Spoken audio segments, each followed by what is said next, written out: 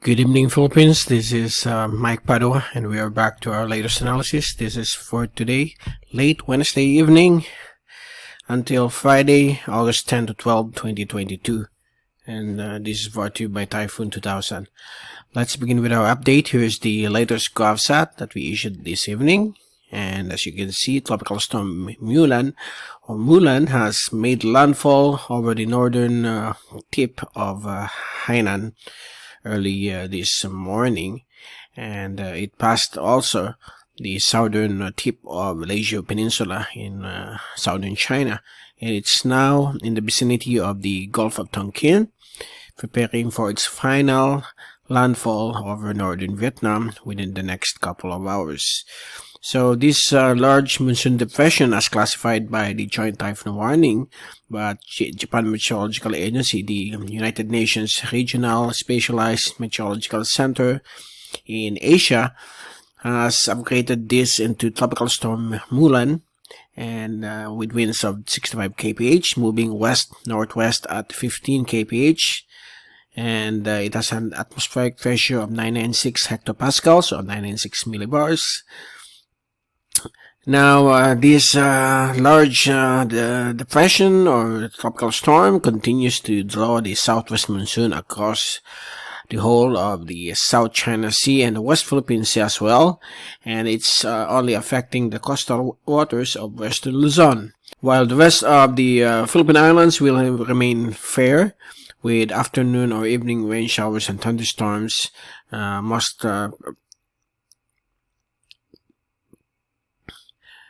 And right here in Naga and various parts of the Bicol region, we experienced thunderstorm activity beginning at around 2 p.m. and it lasted until 6 p.m. So that's how long is this rain bands of this thunderstorm, which is now moving towards Quezon province and portions of southern Tagalog provinces. Now, since the system, the thunderstorm is quite large, it lasted for a few hours, and mainly because of multiple thunderstorms forming over the Bicol region. But tomorrow morning, sunshine will return, and expect again another round of thunderstorms in the afternoon or evening in various portions of the country, even without tropical storm or tropical cyclone or even monsoon, which is expected to have a break next week. And due to the La Nina phenomenon, that's why we are experiencing more than the normal rainfall for this month. Meanwhile, outside of PAR, we have another LPA, which is now Tropical Depression 90W, which is moving to the west of Iwato, and it's likely to move towards the northwest to the north, and likely to move over or make landfall over southern Honshu within the next few days. And this tropical depression might become Tropical Storm Miari. That's the next international name, if it does develop further. Now, over the central Micronesia up to the Marshall Islands, we have a fairly distinctive intertropical convergence zone, creating some cloudiness along this line. So far, that's the latest. Don't forget to bring your umbrellas and jackets every day, because the presence of thunderstorms will always be there. Okay? And watch out for possible lightning strikes, flash floods, and landslides during an event of a severe thunderstorm.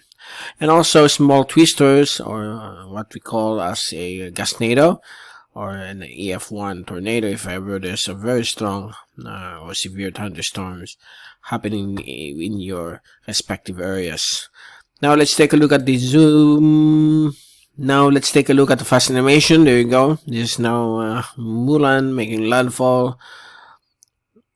This is now Mulan moving across Gulf of Tonkin.